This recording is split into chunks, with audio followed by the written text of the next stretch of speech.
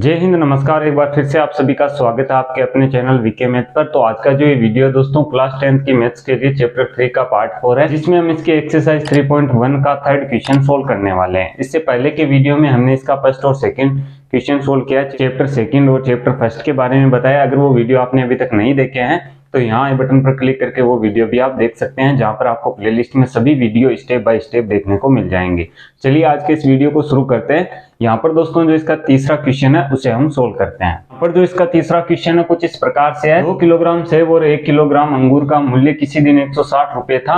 1 महीने बाद 4 किलोग्राम सेब और 2 किलोग्राम अंगूर का मूल्य 300 रुपए हो जाता है। इस स्थिति को बीजगणितीय तथा ज्यामितीय रूपों में व्यक्त कीजिए। तो यहाँ पर जो हमें क्वेश्चन दिया गया है उसे दोस्तों हमें ग्राफ से भी हल करना और बीजगणितीय रूप में इसे प्रदर्शित करना है कि जो शर्तें हमें दी गई है क्वेश्चन में उन्हें यहाँ पर हमें समीकरणों के रूप में लिखना है। तो यहाँ पर देखिए सबसे पहले हमें दिया गया है 2 किलो सेब और 1 किलो अंगूर का मूल्य किसी दिन 160 रुपए था।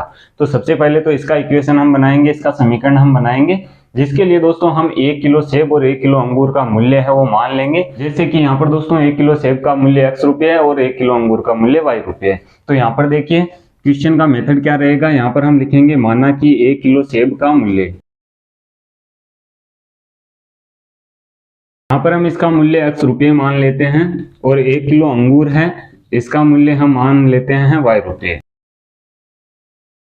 यहाँ पर दोस्तों जो क्वेश्चन में हमें दिया गया है उसके अनुसार हम करेंगे। तो यहाँ पर हम लिखेंगे प्रश्नानुसार जो पहली शर्त है, पहली शर्त यहाँ पर क्या है, इसके लिए हम पहले बीजगणितीय रूप इसका व्यवस्थित करेंगे, यानी कि समीकरण के रूप में इसे लिखेंगे।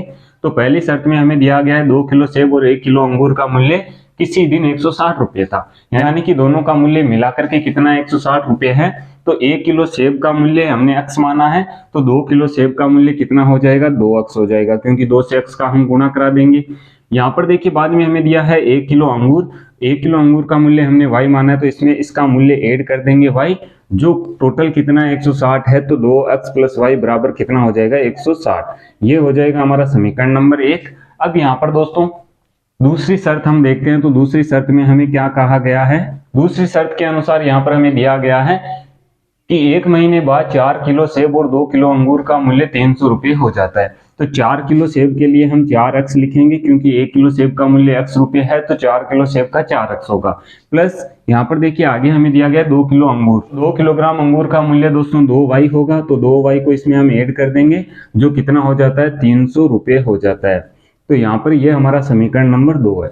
तो यहाँ पर दोस्तों दोनों इक्वेशन हमने बना दिए हैं।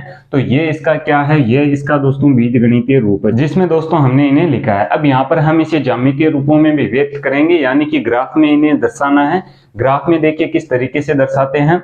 दोनों समीकरणों से हमें x और y के मान रखने होते हैं। y के मान हम रखते जाते हैं, x के मान आते जाएंगे। इस तरीके से हम x और y के बिंदु ज्ञात करेंगे। तो पहले समीकरण के 3 बिंदु होंगे, दूसरे समीकरण के 3 बिंदु होंगे, इन्हें हम ग्राफ में दर्शाएंगे और इनके लिए लाइन ड्रॉ करेंगे, यानी कि ग्राफ खींचेंगे। चलिए क्वेश्चन को आगे हल करते हैं। अब यहाँ पर हमें जो स्थितियां दी गई थी इन्हें ज्यामितीय रूपों में व्यक्त करते हैं। तो ज्यामितीय रूपों में व्यक्त करने के लिए हमें इन दोनों समीकरणों की आवश्यकता होगी जो हमने समीकरण बनाए हैं। तो पहला समीकरण है दोस्तों हमारा 2x प्लस y बराबर 160 और दूसरा समीकरण हमारा है यहाँ पर 4x प्लस 2y और बराबर 300। पर दोस्तों इन्हें हम हटा देते हैं, क्योंकि लिखने के लिए हमने यहाँ पर इन्हें रखा था। अब यहाँ पर देखिए हमें क्या करना है, यहाँ पर यह हमारा समीकरण नंबर 1 है जिसमें हम y के मान रखते जाएंगे, और यह हमारा समीकरण नंबर 2 है। तो इसे आप क्या कर सकते हैं, यदि कोई समीकरण के दोनों पक्ष यानी कि LHS और RHS किसी एक संख्या से डिवाइड हो रहे हैं तो हम उन्हें डिवाइड करा के समीकरण की संख्याएं हैं उन्हें छोटी कर लेंगे। किस तरीके से, यहाँ पर देखिए 4x है, 2y है, 300 है, सभी संख्याएं 2 से डिवाइड है, तो सभी को 2 से डिवाइड हम करा सकते हैं। तो यहाँ पर देखिए 4x में 2 का भाग जाएगा, 2x आएगा, 2 में 2 का भाग एक बार जाएगा, यानी कि केवल y आएगा, और 302 से डिवाइड हो जाएंगे 150 बार। तो 2 नंबर समीकरण हमारा ये हो जाएगा। चलिए यहाँ पर हम अब समीकरण 1 से देखते हैं। तो यहाँ हम लिखेंगे समीकरण 1 से, समीकरण 1 को देखिए हमें या तो y के बराबर करना है या इसे x के बराबर करना है। तो किसी के बराबर आप रख सकते हैं। चलिए हम इसे y के बराबर रखते हैं, तो 2x को उधर हम पक्षांतरण कर देते हैं। तो यहाँ पर देखिए y बराबर कितना हो जाएगा 160 माइनस के 2x। अब यहाँ पर दोस्तों अगर आप x के बराबर इसे रखना चाहते हैं तो y को पक्षांतरण करेंगे और 2 को इसके बटे में भेज देंगे, तो वहां पर हमें भाग लगाने में दिक्कत होगी। लेकिन यहाँ पर हमें सीधा इसका गुणा करा के इसमें से घटाना होगा। यहाँ पर कोई भी मान आप रख सकते हैं, किसी भी तरीके से x और y के मान रखे जा सकते हैं। अब यहाँ पर देखिए ये हमारा समीकरण नंबर 3 बनेगा। तो अब समीकरण 3 में हम x के मान रखते जाएंगे, इसके बराबर जो मान आएंगे वो y के आएंगे, या आप यहाँ पर y के भी मान रख सकते हैं, x के मान निकल के आ जाएंगे। लेकिन यहाँ पर दोस्तों हम मान रखते हैं तो इस तरीके से हमें रखना है कि जब हम ग्राफ बनाते हैं इसका, जब हम ग्राफ में ड्रॉ करते हैं लाइनें या इसके बिंदु ड्रॉ करते हैं, तो वहां पर x और y के जो भी मान हम निकालते हैं, जैसे कि x के मान हमने रखे तो वह y के नजदीक आने चाहिए, ज्यादा दूर दूर होंगे तो पैमाना लेने में भी दिक्कत होगी। तो यहाँ पर देखिए 160 यहाँ पर है, यहाँ पर हम कितना रखें कि y के नजदीक मान आए। तो अगर दोस्तों यहाँ पर हम 50 रख देते हैं या 60 रख देते हैं, तो 60 रखेंगे ये 120 होगा, और 160 में से 120 घटाएंगे तो 40 बचेगा। इस तरीके से आप यहाँ पर पहले से समझ के कर सकते हैं। तो अब यहाँ पर दोस्तों हम क्या करेंगे, x के मान यहाँ पर रखते जाएंगे। तो यहाँ पर हमें लिखना है, जैसे समीकरण नंबर 3 हमारा आया है, तो यहाँ पर हम लिख देते हैं समीकरण 3 में x का मान कितना रखते हैं, जितना आप रखना चाहें। x का हम पहले 50 रखते हैं, इसके बाद में 60 रखेंगे और इसके बाद में रखते जाएंगे। तो सबसे पहले 50 रखते हैं, तो समीकरण 3 में x बराबर 50 रखने पर इस प्रकार से हमें लिखना है इसके मेथड में। तो 50 जब x बराबर रखेंगे तो देखिए क्या होगा, 160 है माइनस 2 गुणा x है, तो x का मान हमने 50 रखा। तो यहाँ पर देखिए कितना होगा, y का मान 160 है, 50 का गुणा 2 से कराएंगे 100 हो जाएगा, तो y बराबर कितना आएगा, 60 आएगा। ठीक है, 160 में से हम 100 घटाएंगे, y का मान 60 कब आ रहा है, जब हम x का कितना रख रहे हैं, 50 रख रहे हैं। तो इसी प्रकार से हमें इसके 3 बिंदु ज्ञात करने होते हैं, तो 2 बिंदु हम और ज्ञात करते हैं। तो यहाँ पर देखिए और हम कितना मान रख सकते हैं, अगर हम यहाँ पर x का मान 60 रखें तो 60 का गुणा 2 से 120 होगा, 120 घटेगा 160 में से 40 बचेगा। रख के हम देखते हैं, तो यहाँ पर हम लिखेंगे x बराबर 60 रखने पर। तो यहाँ पर देखिए 60 जब हम रखेंगे तो y बराबर क्या हमारा समीकरण है, y बराबर 160 माइनस 2x है, यानी कि 2 का गुणा 60 से कराना होगा।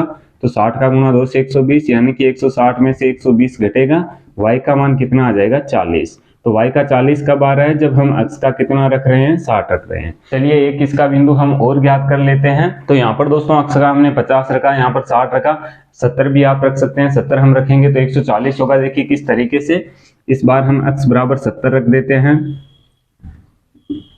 तो y बराबर क्या होगा, देखिए 160 माइनस 2 गुणा 70 कितना हो जाएगा, 140। तो 160 में से 140 घटेगा, कितना बचेगा, 20। तो y का मान कितना आ रहा है, 20 कब आ रहा है, जब हम x का कितना रख रहे हैं, 70 रख रहे हैं। तो इस प्रकार से 3 बिंदु हमने ज्ञात कर लिए हैं। तो तीनों बिंदुओं के लिए हम यहाँ पर पहले समीकरण के लिए सारणी बना देंगे, जिसमें यहाँ पर देखिए x y के मान होंगे। तो x के हमने क्या रखे हैं, y के हमारे पास क्या मान आ रहे हैं, वो सभी हम इसमें लिखेंगे। तो यहाँ पर x है, यहाँ पर y है। तो x के देखिए पहले मान हमने रखे 50, तो हमारे पास y का कितना आया, 60। तो x का हमने 50 रखा, y का हमारे पास 60 आया। ये मान आपको अच्छे से देख के लिखने हैं, अगर यहाँ पर गलती होती है तो आपका ग्राफ भी गलत बनेगा। ठीक है, अब इसके बाद में हमने x का मान 60 रखा, तो y का कितना आ रहा है, 40 आ रहा है। अब यहाँ पर दोस्तों अगर x का हम 70 रखते हैं तो y का हमारे पास कितना आ रहा है, 20 आ रहा है। तो इस प्रकार से 3 बिंदु हमने समीकरण 1 के लिए ज्ञात कर लिए। इसी प्रकार से समीकरण 2 जो हमारा है, इसके लिए भी हम 3 बिंदु ज्ञात करेंगे। चलिए इसे हम हटा देते हैं और यहाँ से समीकरण 2 से हम क्वेश्चन को हल करते हैं। तो 2 नंबर समीकरण हमारा है यहाँ पर दोस्तों 2x प्लस वाई बराबर 150। तो इसे भी हम x के बराबर रख सकते हैं या y के बराबर रख सकते हैं। तो अगर हम दोस्तों इसे y के बराबर करते हैं तो 2x को उधर पक्षांतरण कर देंगे, तो y बराबर कितना हो जाएगा, 150 माइनस के 2x। ठीक है, और इसे हम समीकरण नंबर 4 लगा देते हैं, क्योंकि 1 से हमारा समीकरण 2 ये था और तीसरा वो बना था जिससे हमने ये ज्ञात किया। अब चौथा समीकरण ये है। तो यहाँ पर भी देखिए हम क्या कर सकते हैं, x बराबर 50 रखते हैं। ठीक है, तो x बराबर 50 रखेंगे तो y का मान कितना होगा, तो यहाँ हमें लिखना है x बराबर 50 रखने पर, तो y बराबर देखिए 150 माइनस 2x है, 2 गुणा हम कितना करेंगे, x का मान रख देंगे 50।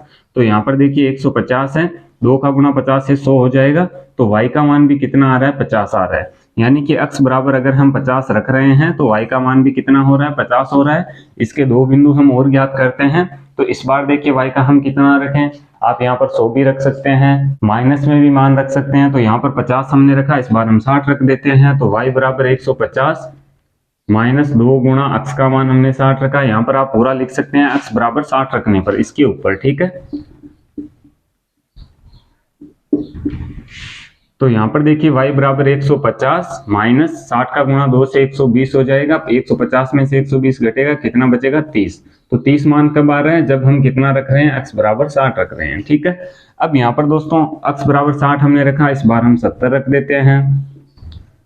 तो y बराबर कितना हो जाएगा, 150 माइनस 2 गुणा 70, और 70 का गुणा 2 से 140 होगा, और 150 में से 140 घटाएंगे तो y का मान कितना आएगा, 10 आएगा। तो y का मान 10 कब आ रहा है, जब x का हम कितना रख रहे हैं, 70 रख रहे हैं। तो यहाँ पर भी हम सारणी बनाएंगे समीकरण नंबर 2 के लिए। तो ये हमारी 1 नंबर के लिए थी, अब 2 नंबर के लिए हम यहाँ पर बना देते हैं। इसके लिए हम x y के मान रखेंगे, यहाँ पर 3 बिंदु इसके लिख देंगे। ठीक है, किस तरीके से होगा देखिए, x और y है, x का मान हमने 50 रखा, y का भी कितना आया 50, तो दोनों का 50-50 यहाँ पर हम लिख देते हैं। ये सारणी हम दोस्तों इसलिए बनाते हैं ताकि जब हम ग्राफ बनाएंगे तो आसानी से इसके मान देख के हम लगा सकते हैं। अब यहाँ पर देखिए x का मान हमने 60 रखा, तो y का यहाँ पर 30 आ रहा है, तो 30 लिखेंगे। यहाँ पर हमने x का 70 रखा, तो y का कितना आ रहा है, 10 आ रहा है, तो 70 और यहाँ पर 10। ठीक है, अब यहाँ पर दोस्तों हमने मान ज्ञात कर लिए हैं बिंदुओं के लिए। तो ये जो सारणी है इस समीकरण के लिए है, जो हमारा समीकरण यहाँ पर था 4x + 2y बराबर 300। तो ये समीकरण इसके ऊपर हम लिख देते हैं ताकि हम लाइन पर भी इसे लिख सकें। तो ये हमारा दोस्तों समीकरण है 4x + 2y बराबर 300। इसे हम हटा देते हैं। अब यहाँ पर हम देखिए ज्यामितीय रूप में इसे व्यक्त कर रहे हैं, तो ग्राफ में हमें इसे दर्शाना होगा। और ग्राफ में किस तरीके से दर्शाएंगे, ग्राफ में दर्शाने के लिए दोस्तों मैं यहाँ पर आपको व्हाइट बोर्ड पर ही जो ग्राफ है वो बना के बता रहा हूँ। यहाँ पर आप ग्राफ में जब इसे दर्शाएंगे तो जो भी लाइनें आपको x अक्ष और y अक्ष के लिए दी जाएगी या जो आप ड्रॉ करते हैं, तो उनमें सभी में जो मान होगा वो समान होगा। देखिए किस तरीके से, जैसे यहाँ पर हम खींच देते हैं, ये है y अक्ष, और यहाँ से हम एक लाइन ड्रॉ करते हैं, तो ये है मान लीजिए x अक्ष। तो ये x अक्ष है, ये y अक्ष है, यहाँ पर x है, यहाँ पर x डैश होगा और यहाँ पर y डैश होगा। ठीक है, और यहाँ पर मूल बिंदु होगा 0। अब सबसे पहले यहाँ पर हमें दोस्तों इसका पैमाना लिखना होता है। तो पैमाना क्या होता है, x अक्ष पर हमने क्या लिया है और y अक्ष पर हमने क्या लिया है, वो दोनों हमें लिखने हैं। और किस तरीके से हम लेंगे, यहाँ पर देखिए जब हम मान देखते हैं तो मान हमारे 70 से 60 से ज्यादा नहीं है, और सभी मान अगर हम 10-10 का अंतराल यहाँ पर लेते हैं तो सभी मान 10 के अंतराल में आ जाएंगे। तो यहाँ पर देखिए हमें क्या करना है, यहाँ पर दोस्तों मूल बिंदु है जिसके निर्देशांक 0 0 है। यहाँ पर एक लाइन आप सीधी ड्रॉ करते हैं, जैसे इस प्रकार से खाने बने हुए हैं, और एक आप ऐसे लाइन आड़ी है जो ड्रॉ करते हैं। तो यहाँ पर जो लाइनें बनी होती है बराबर अंतराल से, देखिए 1 है, 2, 3, 4, 5, 6 और 7। इस तरीके से आपको यहाँ पर बिंदु दर्शाने हैं जिसमें हम पैमाना लिखेंगे। और इसी तरीके से 7 यहाँ पर होंगे, 1, 2, 3, 4, 5, 6 और 7। तो इस तरीके से आपको 7-7 लाइनों में सभी संख्याएं लिखनी है।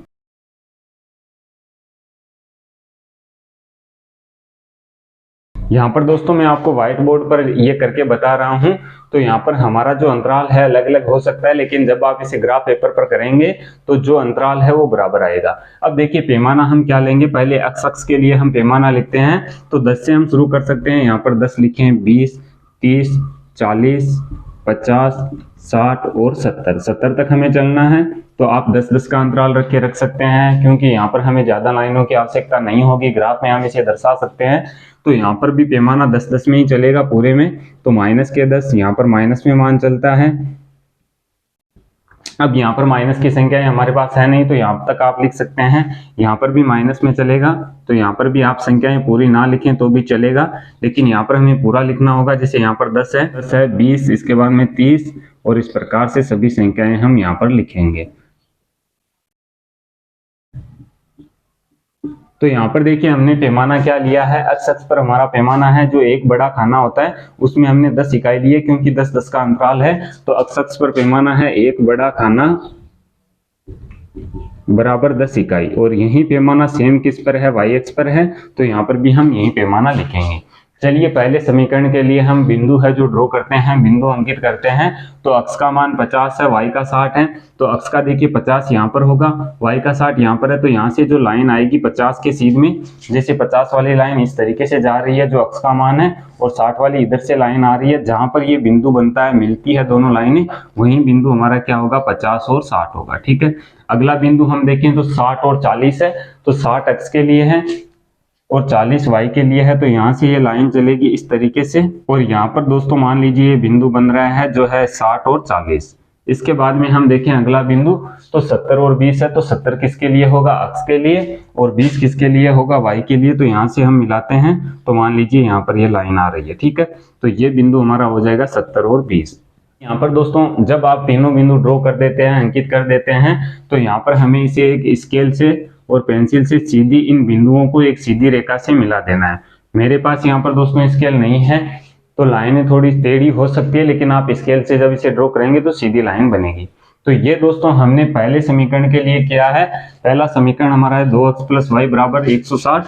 तो इसके आगे हम लिख देते हैं 2x + y = 160, ताकि हमें ये ध्यान में रहे कि किस समीकरण के लिए ये लाइन हमने ड्रॉ की है। चलिए अगला समीकरण हमारा ये था जिसके लिए ये बिंदु हमने ज्ञात किए थे, तो इसके लिए भी हम ग्राफ बनाते हैं। तो दोनों में देखिए x का मान 50 है, y का 50 है, 50 यहाँ पर है, 50 यहाँ पर है। तो यहाँ से बिंदु आएगा 50 के सीध में, मान लीजिए यहाँ पर आ रहा है, तो यहाँ हम बिंदु अंकित करेंगे, ये होगा 50 और 50, ठीक है। इसके बाद में 60 और 30 है, तो 60 यहाँ पर है, 30 यहाँ पर है। यहाँ से हम चलेंगे तो यहाँ पर 60 वाली लाइन के एकदम सीध में हम लिखेंगे, ठीक है। तो ये बिंदु होगा 60 और 30। इसके बाद में दोस्तों अगला बिंदु है 70 और 10। तो यहाँ पर देखिए 70 किसके लिए आया है, जो है x के लिए, 10 यहाँ पर y के लिए। तो यहाँ से मान लीजिए यहाँ पर लाइन आ रही है, ठीक है। तो ये तीनों बिंदु हमने ड्रॉ कर दिए हैं, तीनों को हम मिलाएंगे एक सीधी लाइन से स्केल की सहायता से। तो यहाँ पर दोस्तों जो आप लाइन खींचेंगे वो बिल्कुल एकदम सीधी आएंगी, सभी बिंदु जो है एक सीध में आएंगे। यहाँ पर देखिए मैंने हाथ से लिखे हैं, किसी भी स्केल से मैंने इन्हें मापा नहीं है, तो यहाँ पर जो मेरा डिफरेंस है वो अलग अलग चल रहा है। लेकिन जब आप इसे ग्राफ में ड्रॉ करेंगे तो अंतर आपके बिल्कुल बराबर होगा, लाइनें भी एकदम सीधी आएगी। तो यहाँ पर इस तरीके से इसका ग्राफ बनेगा। इसका जो ग्राफ है वो समांतर रेखाओं में है, तो जब आप कोई भी मान लेंगे तो इसी तरीके से समांतर होगी। अब हो सकता है कि आपके मान माइनस में हो, इधर भी ग्राफ बने, तो ग्राफ कहीं भी बने, लेकिन बनेगा क्या, ग्राफ बनेगा समांतर। तो इस तरीके से दोस्तों इन क्वेश्चनों का मेथड है। यहाँ पर हमने 3.1 जो एक्सरसाइज है वो कंप्लीट कर ली है। तीनों क्वेश्चन दोस्तों इसके हमने सोल्व कर दिए हैं। आगे आने वाली वीडियो में हम इसकी एक्सरसाइज 3.2 सोल्व करेंगे। तो ये वीडियो आपको कैसा लगा कमेंट करके मुझे जरूर बताएं। अगर ये वीडियो आपको पसंद आया तो वीडियो को लाइक और शेयर जरूर करें। आगे आने वाले वीडियो देखने के लिए आप इस चैनल को सब्सक्राइब कर सकते हैं। सब्सक्राइब करने के बाद में बेल के आइकन को जरूर प्रेस करें, ताकि आगे आने वाले वीडियो के नोटिफिकेशन आपको मिलते रहें। मैं मिलता हूं आपको इसी की नेक्स्ट वीडियो में, तब तक के लिए जय हिंद, जय भारत, वंदे मातरम।